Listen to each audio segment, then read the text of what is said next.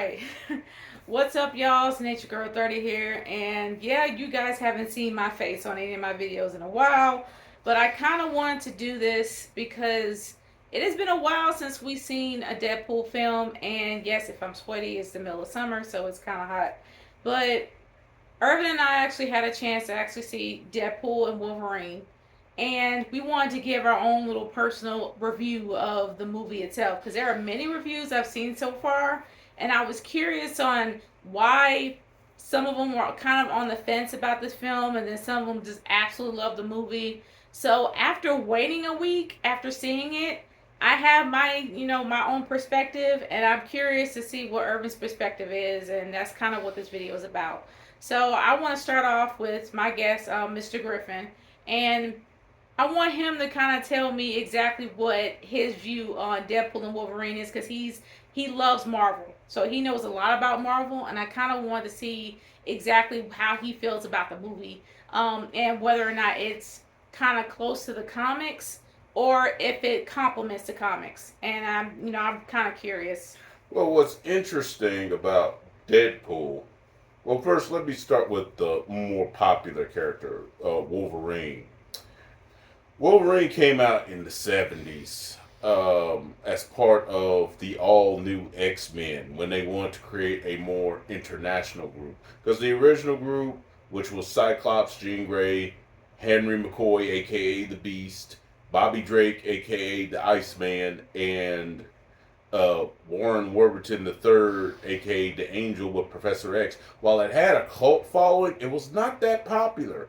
As a matter of fact, they stopped printing new stories by about issue 50, and then or something like that. Then they started reprinting some of the older issues. So when it came to the 70s, they decided to make a brand new group, and part of that brand new group was Wolverine, who had already been used one other time, and that was the famous Incredible Hulk 180 181 when he was first introduced, which there is a nod to that in the movie. There is a nod to that period of time in the film, Deadpool and Wolverine. And Wolverine, despite being a decidedly more adultish character, has always appealed to kids. Because I remember kids back in the day when I was one was talking about, yeah, I mean, Spider-Man, Daredevil, the Batman's cool. What about Wolverine? And I kept hearing about this guy. My first real exposure to him, I had seen him, but I never really was actually a book because I was a big Spider-Man fan. They made a one-shot issue called Spider-Man versus Wolverine, which actually tied into a current storyline that he was in at the time. Talking about Spider-Man, he was in at the time on the mystery of the Hobgoblin, and that was my first exposure to him. So I got a little more interested in him. So he's been entertaining children and adults for like generations. Deadpool came along in the 90s, I believe, maybe earlier, but he was more of a serious character at first. He was more of like your serious assassin character. He was like their take on DC's um Slade Death, Wilson. yeah, Deathstroke. Yeah. He was more of their take, but then they started adapting him to where he was still an assassin, a hitman, but they started taking the thing that She-Hulk made popular, and that's breaking the fourth wall. Mm-hmm. And somehow this guy just started becoming more popular to the point where he even did it better than She-Hulk, which that's a shame. Which, by the way, MCU, where you guys did She-Hulk. I still the Daredevil episode is still a guilty pleasure though. Still a guilty pleasure for me to watch, but the series as a whole, mm, Yeah, y'all know my point of view about She-Hulk. I actually did think about two or three reviews on it, and it's a pass. But yeah, when it comes to Wolverine and Deadpool, everybody kept saying, and I'm just gonna go ahead and put this out there first before we talk about the movie. everybody believed that this was actually something that was going to save the MCU. No. Now, in my personal opinion, they were kind of marketing that it was going to, but it didn't. And they were kind of making fun of it in a way that this movie was going to save the MCU, even though everybody believed it wouldn't, but it would be a good start in the right direction. But did it save it? No, because here's the thing. It's a good start.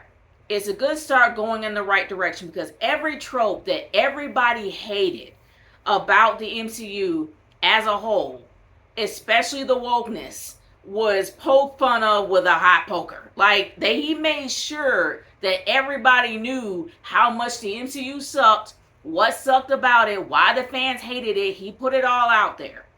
And just because he put it out there and all these fourth wall breaks, he actually did it better in the first film.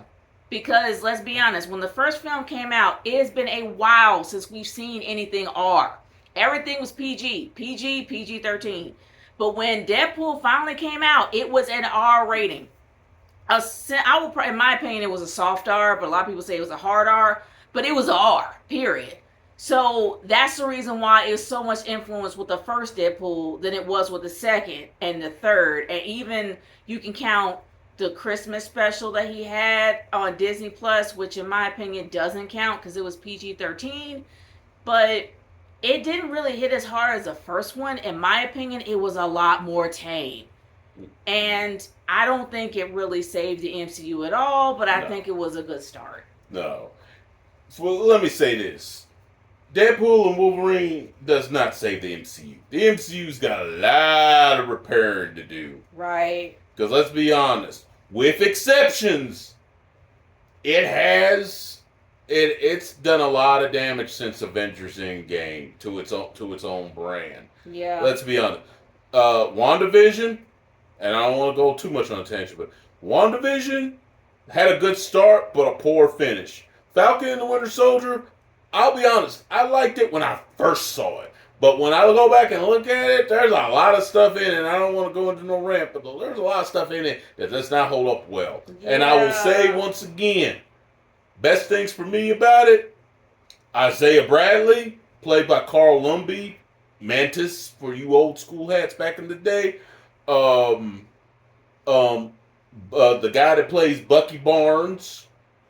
The dude that Sebastian Shaw. Yes, I think that's what his name is. No, Stan. Why do I keep saying Shaw? Yeah, Sebastian Shaw is the dude part of the inner circle on the X-Men. Oh yeah, I got that one right. Wicked wrong. It was Sebastian Stan. Yeah. The dude that plays Baron Zemo. Oh, he was the highlight of the whole series, to be honest. And I'm gonna say it. Sam Wilson is weak. Love his Captain America suit though. I will always love that suit. The Wakandans hooked him up. To see him use that suit, I mean the character himself is garbage, but see him use, it's worth it to watch him use that suit. Although the whole armored car thing was a bunch of BS. But it was a highly political MCU series, and for those that are not into politics, they're not going to really like it that much. And it wasn't politics in the right way. No, it was the earlier Captain America films. All the Captain America films have always had politics in it, but the earlier ones did it to where it was interesting. Yeah, and plus the only thing they can touch on is race, and I think that was something that they tried to lean on heavily with Falcon and the Winter Soldier, but it just didn't really work out because there's a lot more to talk about. They didn't know whether or not to talk about racism or terrorism. No, and it just didn't really work out. But I don't want to go off. And I will say this: the scene between Sam Wilson and Isaiah Bradley when he showed him that he now had a wing in the Captain America thing. I will admit, as somebody that used to be pro-blackish, I gotta admit, it did touch me a little bit. Yeah. Of course, that's compliment to the actors. And for those that were around that era, they pretty much can understand what Isaiah Bradley went through at the time and can relate. But going back to Deadpool and Wolverine, that's what I was. Because I know we go off on tangents sometimes. But I'll wrap my part up quick.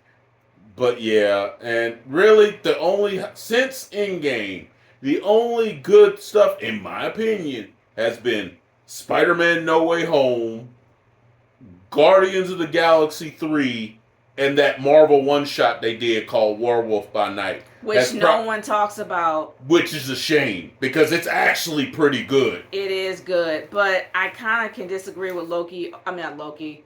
Because I am about to talk about Loki. But I kind of disagree with Deadpool saying that the MCU sucked over and over and over again. I have to say that season 2 of Loki was probably one of the best they ever done. Yes. And season 1 was incredibly uncomfortable. It was incredibly uncomfortable with him being in love with himself.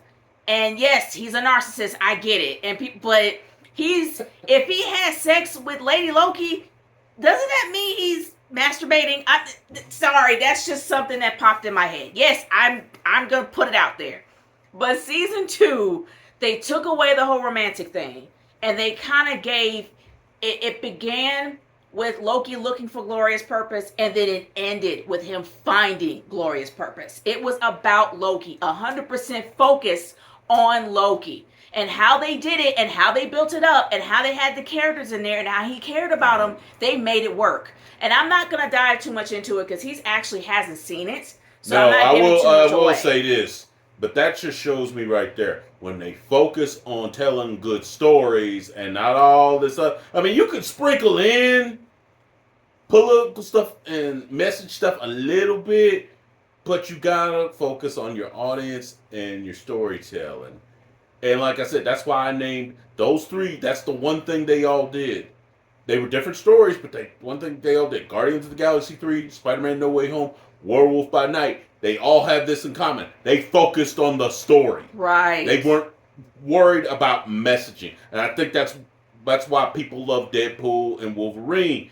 They focused on entertaining and creating a good story. They weren't not worried about messaging. And let me say this on the Deadpool films. Deadpool didn't really care. Let me say this on the Deadpool films. What did Tatiana Maslany and some of these other critics expect? It's Deadpool! Deadpool is organized mayhem. But it's entertaining mayhem is what Deadpool is. But she played She-Hulk. Yeah, she has no right to talk. She has no right to say I anything. respect you if you just happen to see this. I respect you as an actress. I mean, what proved to me in She-Hulk that you definitely have talent is the interplay between you and Charlie Cox in the Daredevil episode. As corny as that romantic stuff was, it worked because the 2 actors knew how to make it work. You definitely have talent. But all this viewpoint about, they need to focus more on women and this and that. Guess what? It don't make no money, honey. No, I hate to sound like a pimp or something. I hate to sound, but it don't make no money. And granted, She-Hulk was a TV show. But look at the Marvels. You're focused more on the message. It didn't make much money because it's people are sexist, the male sexist. When it was the men that actually went and saw. I personally didn't go. I just waited for it to be on Disney Plus. Yeah. Because I saw it, I was like, man, I ain't interested in this garbage. Which, by the way, if you just happen to see this, Ema Vellani, you were one of the only saving graces of that thing. But I'm not going to get on the Marvels. But anyway. Yeah. Even though in my opinion the Marvels wasn't all that bad, but I don't want to get too much off tangent. Yeah. But when it came to Tatiana Maslany, she's a brilliant actress. I have seen Orphan Black. She's amazing in Orphan Black. And for those who haven't seen Orphan Black, that was on the BBC, watch it. It's probably one of the best shows you can ever watch with her in it. Yeah. And she should have gotten an Emmy for what she did. But anyway. Yeah, and from what you tell me, that's more worth my time to watch than She-Hulk. Yes. Because she played multiple characters, not just one. She played multiple characters, multiple clones of herself with different personalities. That is incredibly hard to do. That is somebody that has a lot of range. And the story itself is fairly interesting, especially the Clone Club kind of developed when it came to that series. But anyway, that's something else in a whole in general. We're going off tangent again. Yeah. But when it comes to Deadpool and Wolverine, I actually watched a lot of reviews and wanted to hear their perspective on it. Of course, the usual, Critical Drinker, Nerdrotic, and a few others that actually have seen it. Jesse Grant, as well as Jeremy Johns, and just to hear their own perspective on it. A lot of people, and this kind of shocked me, a lot of people were complaining about the pacing. And I was just like, okay, to be honest with you, the pacing, in my humble opinion, yeah, it was lightning quick. Like, you could not get up to go to the bathroom or you're going to miss something. And also, I heard that the story was a bit convoluted. Like, it didn't really have a solid foundation. It was pretty much all over the place. I can see their point. After waiting a week, because when I just saw the film, I was like, oh, I don't know what they're talking about. It was great. The pacing was great. The story was great. But waiting a week and actually kind of digesting the movie itself, I see what they mean.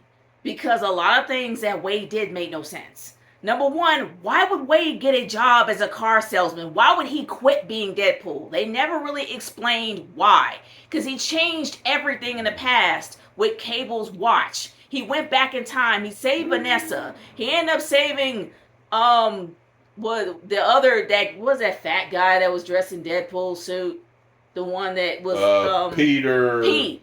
He saved Pete. The only person of the X Club, or whatever they were. They called themselves X-Force. He was the only member of the X-Force that survived, even though I call BS on that, because Domino was still alive, and Luck was always on her side. That chick could never die. But she wasn't on there. And he did all this to change the past. So why did he go to another Earth that was boring, bland, miserable? Him and Vanessa broke up. Like, why would you want to go back to this timeline that is dying? Like, why don't you let it die and go somewhere else? You're Deadpool. When did you ever care about anybody else other than Vanessa? Because he didn't care about Colossus. He didn't care about Negasonic Teenage Warhead. He didn't care about anybody of the X-Men. So why would he go back to this dying timeline, have a boring job, a boring life, with nothing to look forward to? Your girl is gone. Why would you care? And you're saying, I care about people in this photo. When have we seen this happen?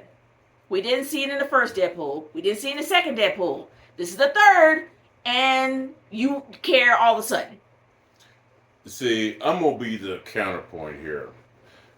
You have known people who are grouches towards folks, but deep down they do care about that. And let's be honest, Vanessa, I wasn't surprised. Now, some of the other people you named, yeah, I can see somewhat that. Although he did take a shining to Negasonic Teenage Warhead's girlfriend, though. Yeah, I forgot her name. Was it? Yeah, I forgot Yuki it too. Yuki or something like that? Yeah, he did seem to take a shine to her.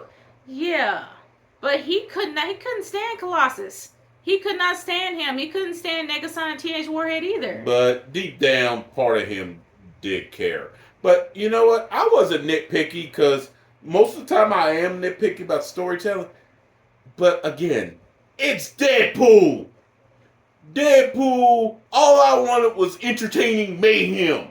And that's what he brings. He brought it in the first one, although there was a good story with it. He brought it with the first one. He brought it with the second one, which I think the second one is the weakest of the three. But even I found that one entertaining. And this new one, where you had to go find Wolverine, and let me say this. You can go in blind, not seen any previous Marvel film, and still enjoy Deadpool and Wolverine.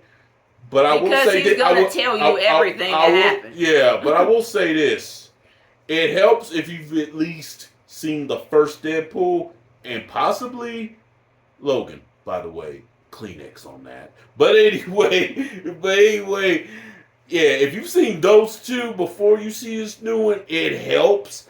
But you could go in, not have seen those films, and you still will enjoy it.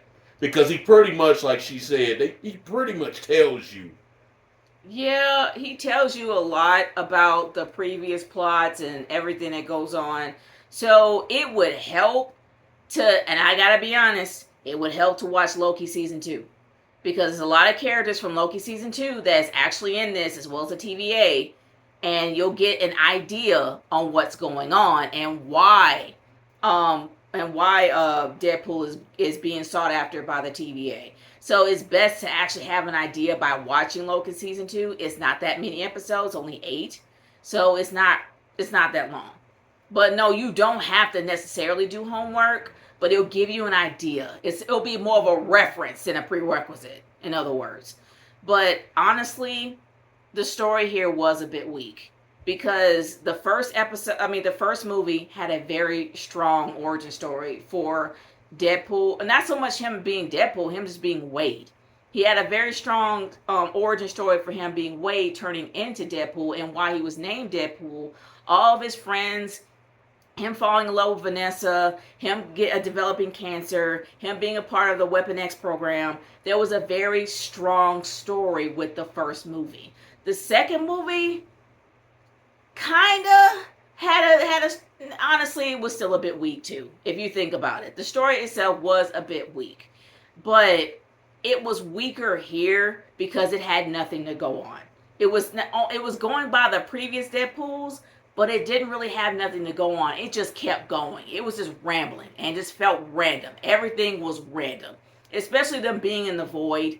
And for those who have seen Loki and we saw the void, we're like, why does the void look like Mad Max? Like, seriously. I don't know if they were making fun of Mad Max Fury Road or if they were making fun of Mad Max Furiosa.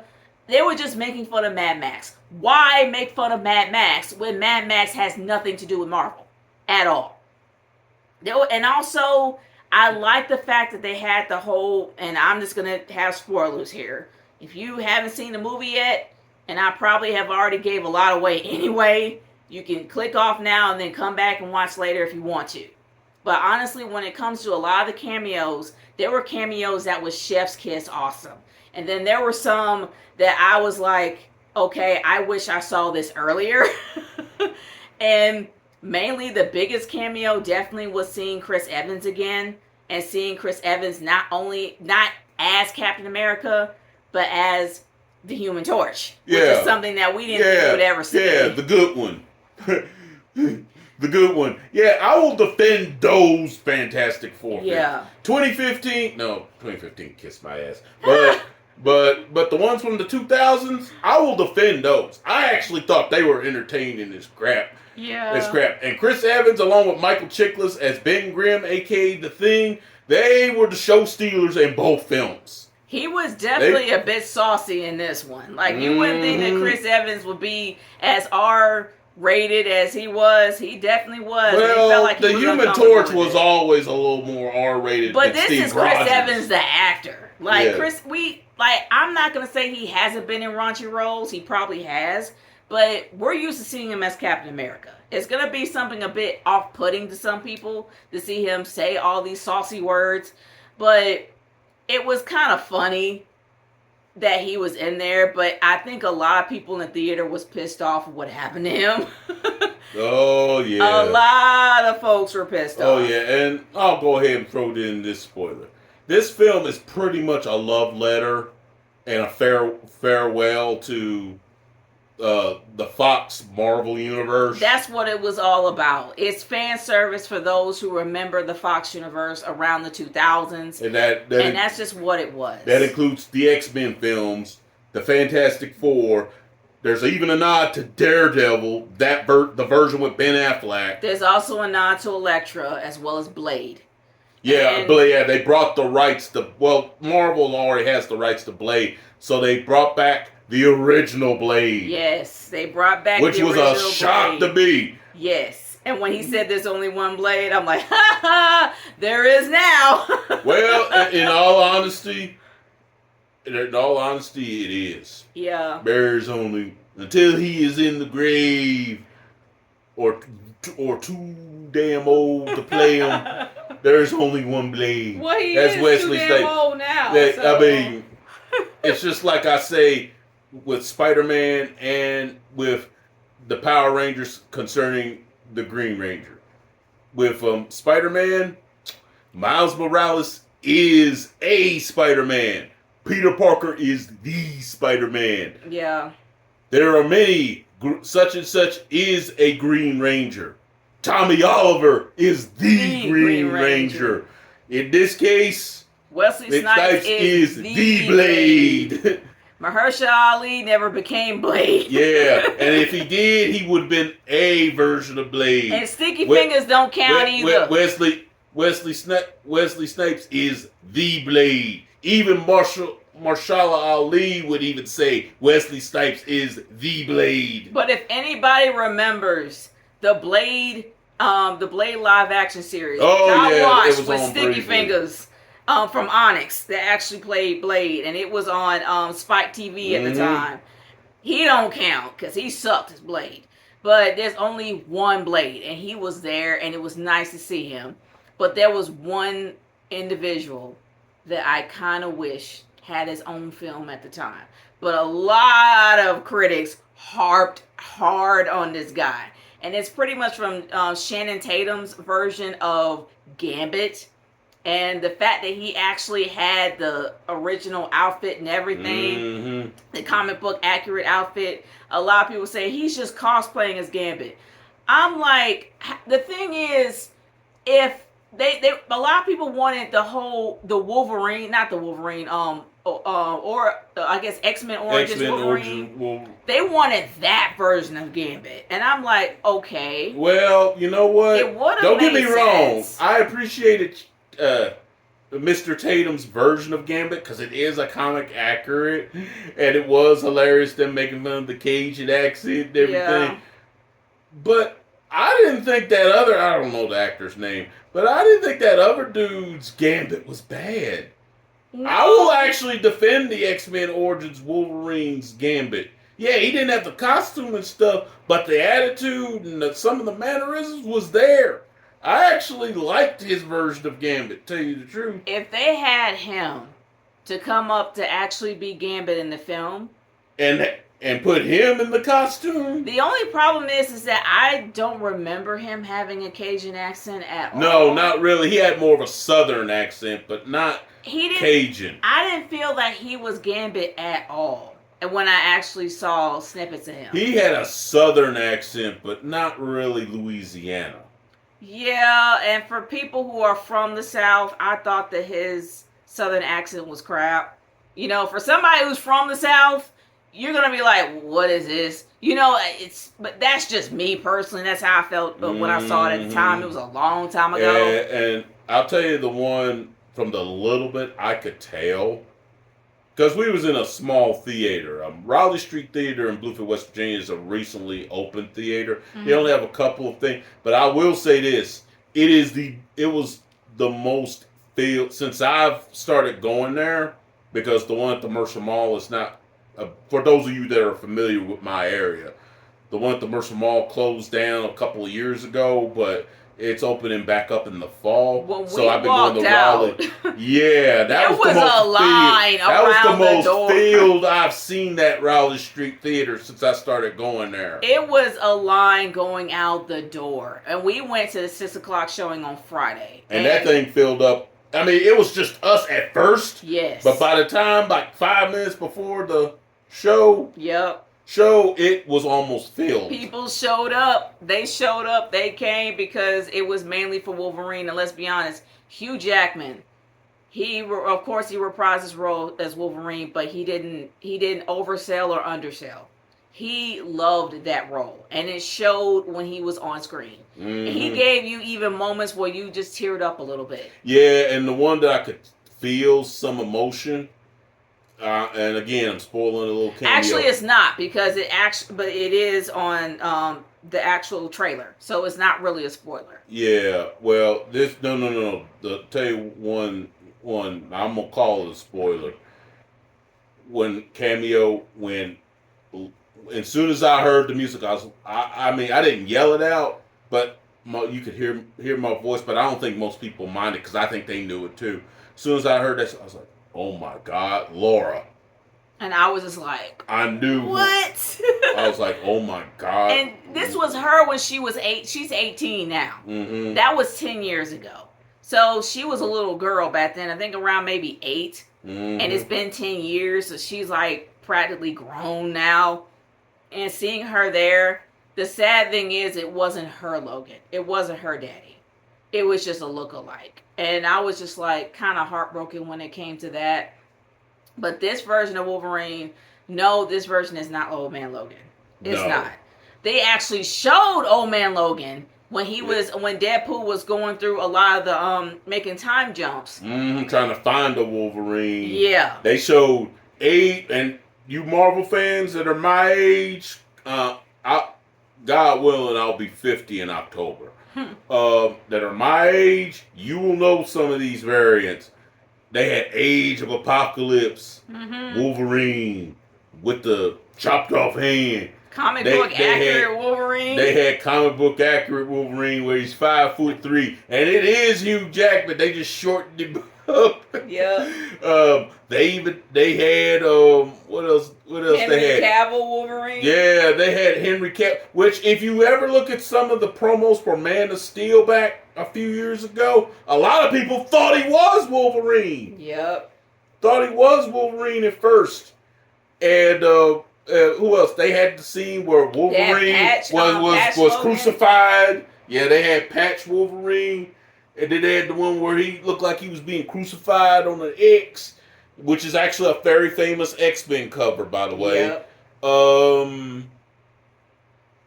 They had Wolverine, Hugh Jackman in the brown, because that's how I first knew him. I didn't know about the yellow and blue suit.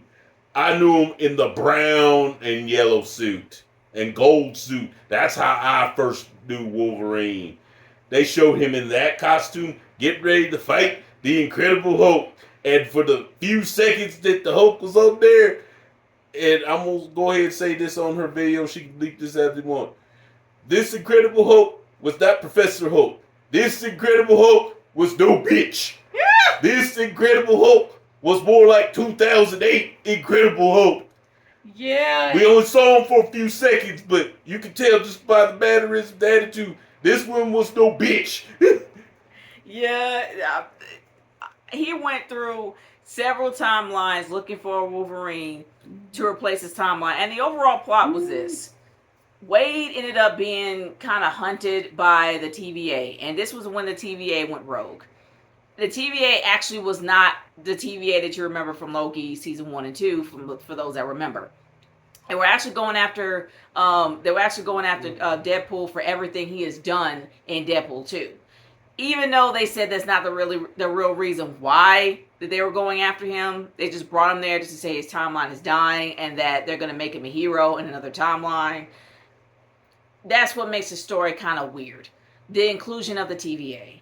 And it kind of gives everyone a false impression that they're going to completely change and erase everything from the MCU, which is not what they did. And in my opinion, they kind of doubled down on it.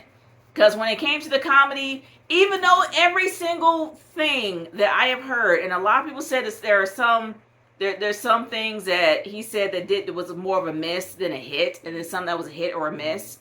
To be honest with you, I laughed at everyone. Like, I didn't really have a problem with the comedy because it wasn't as cringy and it wasn't as frustratingly annoying, and they didn't really drag it out for too long. Not how they did in usual Marvel films, because good Lord, the comedy was the one thing that we both complained about. Mm-hmm. And they didn't really do it that bad. As a Wade Wilson, it makes sense. Except for the whole cocaine thing. They kind of stretched that out a little bit. But it really wasn't all that bad. I just wish that the TVA wasn't included here. That they kind of had a real reason why Wade Wilson was going to be a part of this universe. Because we're not going to see him again after this. Let's be honest. We're not going to see him in the Deadpool film. And let me say this. The trope of having everything be joke in the MCU, which is really tedious and really old and only works with certain characters. Like Guardians of the Galaxy, it works. Spider-Man, to a degree, it works. Yes. But you can't do it with every character. However, with Deadpool, I will say this. Yeah, it was joke, but but the jokes were actually funny Yeah. for the most part. There were a couple that bombed, Yeah. but mostly it worked. But So I didn't mind it that much here. But I see the trope that they said they had an anchor being, or that anchor being on each timeline, that if that anchor being dies, that means your whole timeline dies. I get what they're saying. They're pretty much saying the whole thing with the MCU is that when they killed off Tony, they pretty much killed the MCU. Because Tony Stark was a huge part of MCU. Not just Captain America, not just Thor. He was the foundation of the MCU. So I know that's exactly what they're saying when it came to Wolverine and him dying as Logan being the major the I guess being that being that was going to kill off that whole universe, that killed off the Fox universe. Even though technically I kind of disagree, because the X-Men are far interesting characters without Logan in it. But it's just that Hugh Jackman made it iconic. Yeah, it depends on who's writing it too. Right. Like X-Men First Class showed you can have, even though he did appear briefly. Yeah. They showed you can have a good X-Men film without Wolverine. Bryan Singer is probably one of the best, I guess, maybe directors for the X-Men films, because there was no Logan in it, but it was mainly focused on the origin story of Professor X and Magneto. And it was far more interesting without him, and they were still able to create the X-Men franchise in a different direction without him.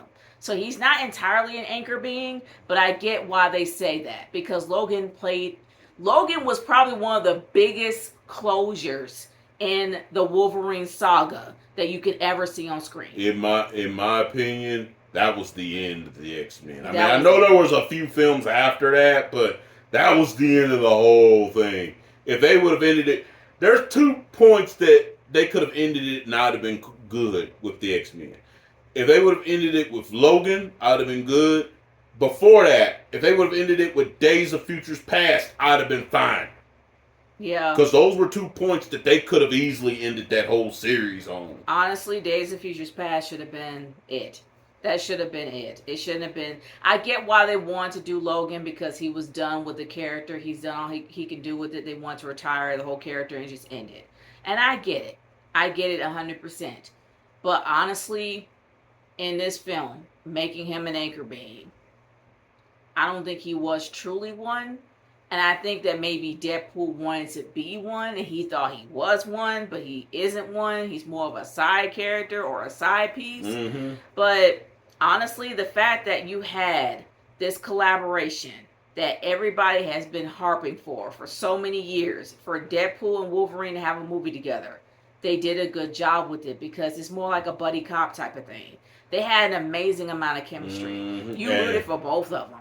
Yeah, and as far as Wolverine wearing the iconic costume, which people have been begging for 2 decades. Yep. I would have been fine with just the bodysuit. But then when they went up against the League of Deadpools, he put on the mask, which I was not expecting. I was like, whoa, he put on the mask. And can we honestly say, and I know we've said a lot of negative stuff about it, but let's talk about what was really positive, and that was the action. Oh my gosh, they went bloody, they went brutal, they were maiming people, they were decapitating stuff. They even used Wolverine's skeleton as a weapon. They went that far.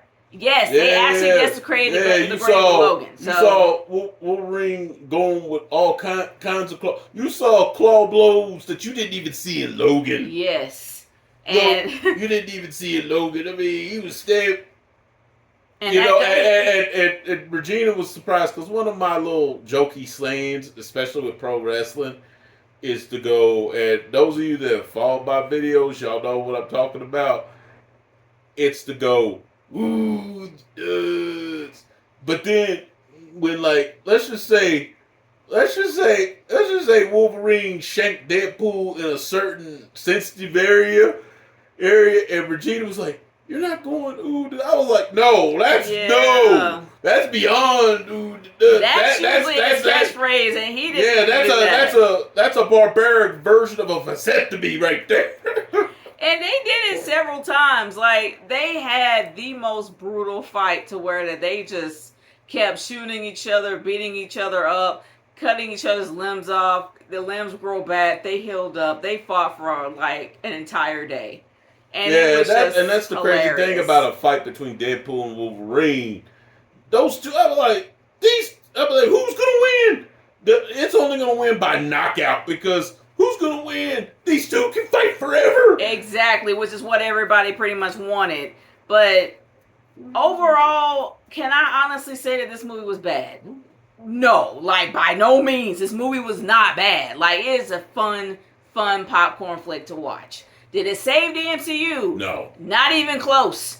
Because honestly, we got what was it? We got the next Falcon and we got the next Captain Falcon film. Yeah, that's what she likes to call Sam Wilson's Captain America. He's Captain not Falcon. Captain America. He's Captain Falcon. I'm gonna call him that, even though there is a Captain Falcon owned by Nintendo. But anyway, the fact is, you got his new movie coming out. You got Agatha Harkness's movie. I mean, her series is coming out. I think it's called All Along now, even though they can't really stick with a name.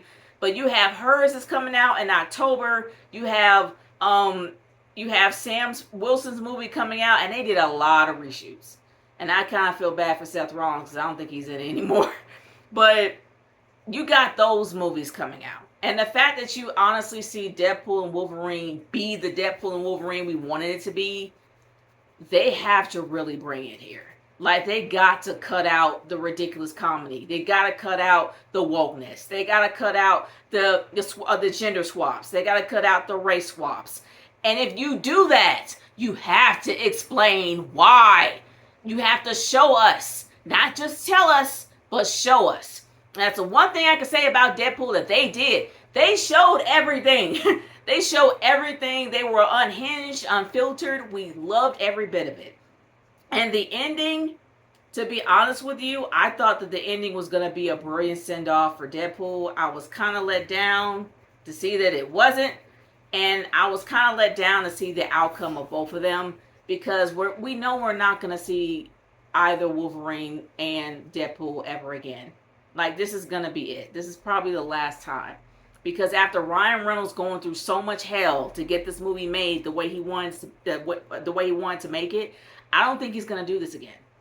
He had to fight Disney tooth and nail for this. So I really don't think he's going to do it again. But to be honest, I liked the film. I honestly enjoyed every bit of it. Oh, it's definitely going in my collection. Yeah. Whenever it comes out. But I will say this. One small thing. Even though it was not her Wolverine, it was not the one that was actually her father. The scenes between Daphne King and Hugh Jackman, for me, I mean, there's someone that loved that film, Logan, but it's one of those, I have to be in a certain mood to watch it.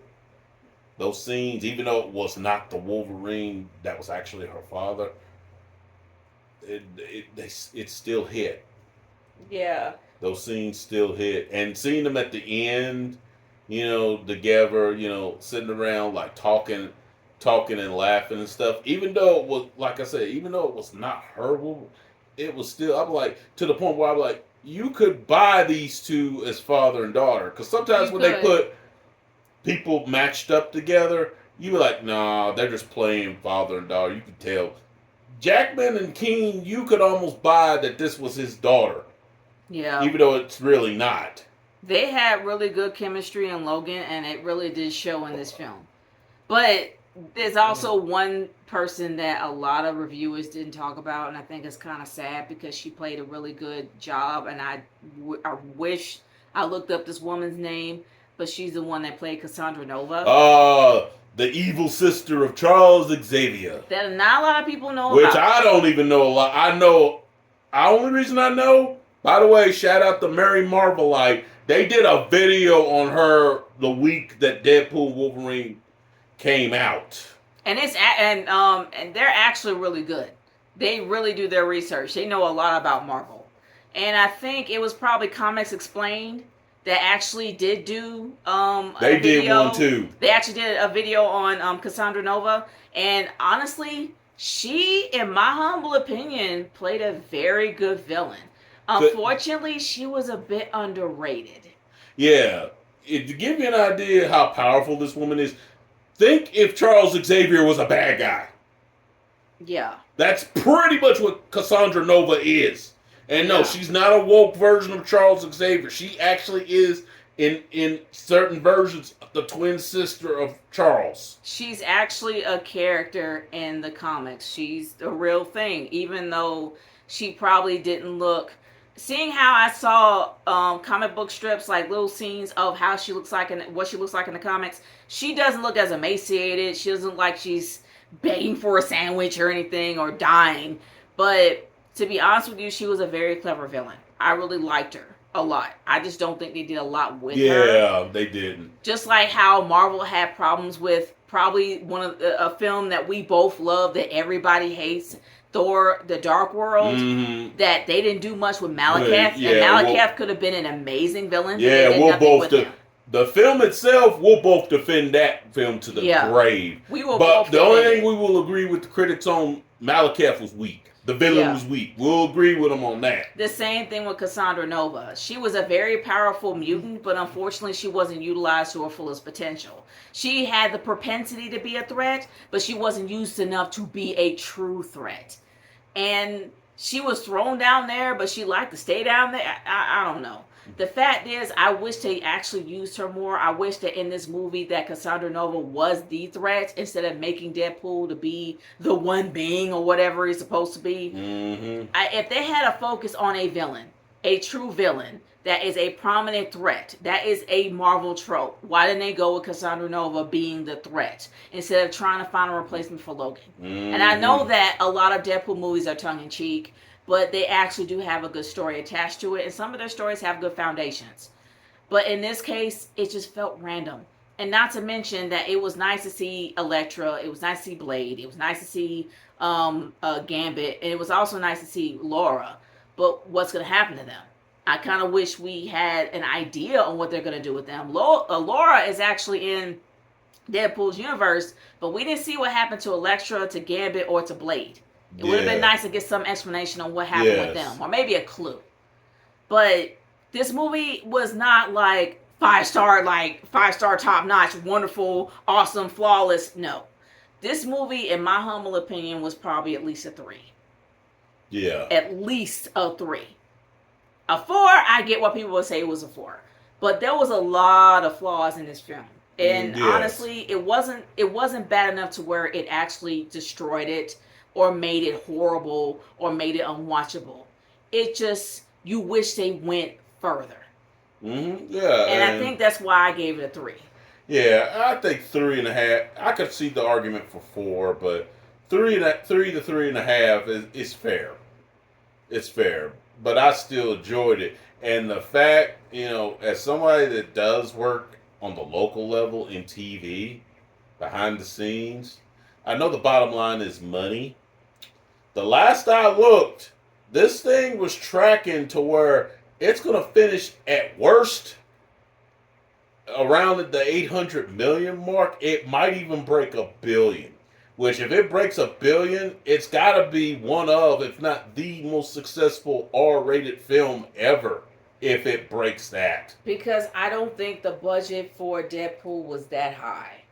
I mean, the first one was like, what, $9 million? Mm-hmm. And they kind of just made their money back and then some. Mm-hmm. In this case, I don't think the budget for this Deadpool, no, I take it back. It was because of the star power. So if I have to guess, it was probably maybe around $200 million. So they're definitely, the last time we saw for that box office week, for their opening week, and within 3 days, they were at $436 million. They're probably already surpassed the $500,000 mark by now. And I wouldn't be shocked that by the end of the month, they're going to probably hit $1 billion. Maybe $900 million, maybe, or about $850 at least. But honestly, guys, this movie's a hit. And I think that Disney should definitely take notes that some of the stuff they're doing is not working. Stop trying At to go least back not. to the old tropes. At least not business wise. It's not.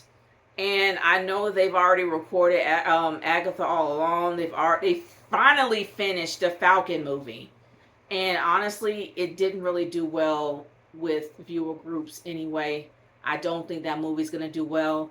I actually do have some hopes for Agatha, and honestly, I might do some reviews of my own per episode, something I haven't done in a while. But as for Deadpool in itself, I give it a 3. Yeah, I'm gonna be a little more generous. 3.5, but it's a very entertaining 3.5, in my opinion. Um, and really, really, that's all I got to really say on this film. Yeah, I mean, that's pretty much all I gotta say about it too, but I'm curious to hear what you guys think about it. Did you guys see Deadpool on opening day? Have you not seen it yet? And if you haven't, sorry, I'm just gonna put spoilers as on the title so you'll know when you see this video. But if you have seen Deadpool, what do you think about it? What do you not like? What do you think the weaknesses are? What are the strong points? We want to hear what your thoughts are in the comment section below. So if you like what I do, if you like what we do, by all means subscribe, share this video, and like it. So we'll talk to you guys later, and peace out.